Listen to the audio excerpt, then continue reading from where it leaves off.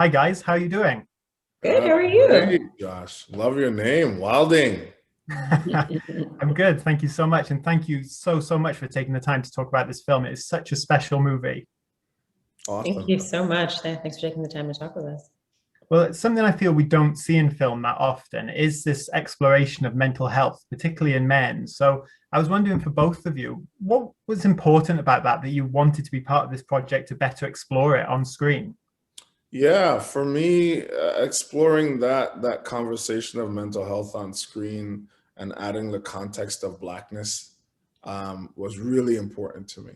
And that's just not something I see every day. And a part of my job is to have a social justice footprint included in my work, and it was just there. It came free. It came with me, and it wasn't something that we had to say. Like my character never says, "I'm black and I'm going through shit." Like it's no, he just is, and it's it's that powerful, and it doesn't need to be like verbally stated. It just is, and I thought that this script had so many freebies.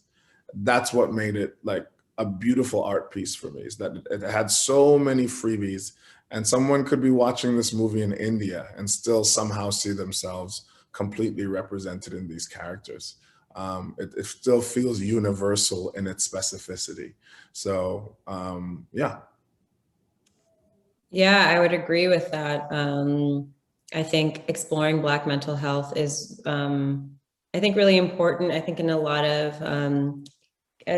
of Black communities, I think getting help for it, I think, is still sometimes stigmatized. Because I think culturally in the past it just wasn't, you just had to survive and get through, and everybody was struggling. And so I think to take the time and really talk about it and to normalize that we all, yes, we too struggle with depression, anxiety, and really should take the time, the self-investment to engage in how to cope and how to heal, I think is incredibly important. And again, sort of reiterating what Winston said, I loved that it was, really anybody could have played Will, but the fact that it was Winston, I think added a level, to me, was also sort of this important, I don't know. I think it ends up being about Black psychology,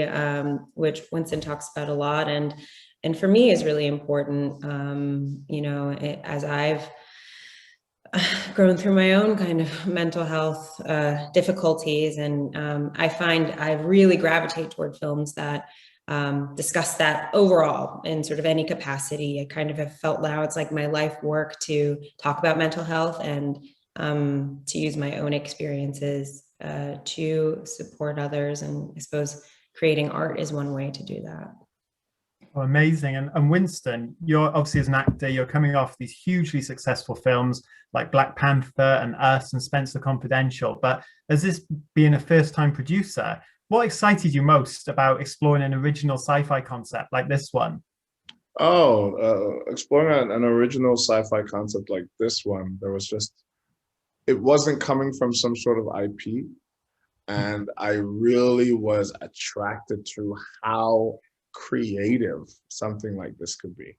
So where this is something that exists on such a smaller scale than something that compared to like a Marvel piece, you Mhm. know, it still felt incredibly grand in its idea and its scope, where you're dealing with the afterlife and it's world building, very similar to an Avengers world, very similar to building a Wakanda.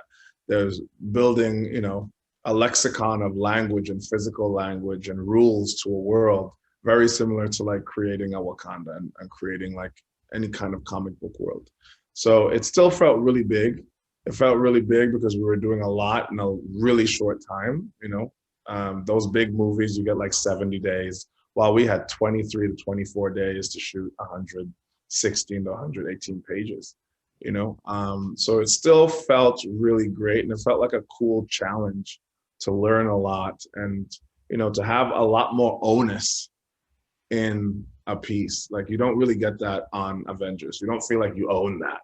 But with 9 days, I felt like I owned a piece of, not just as a producer, but as a contributing artist. Like Zazie got to feel like she owned a piece of this movie because she was there making sure things worked. You know, David Ristall got to feel like he owned a piece of this movie, you know, Benedict Wong. And that's, you know, that was really great. And that really is a testament to making things in that independent film model too. Absolutely. And you both get these terrific monologues in the film. Zazie, yours being about a toothbrush, and Winston, I won't talk too much about yours because of spoilers, but as actors, when you read this incredible dialogue on the page, are you more nervous for that day when you get to set, or is it an excitement that you're getting to play with these just incredible words that Edson obviously wrote? I think that if the text, if the words are right, if it's written well, all those things are so natural. It's interesting. I find it very hard to memorize lines if it's not truthful, and if it is truthful, it just flows because it's the natural thing that would happen. And so, you know, I think in this case,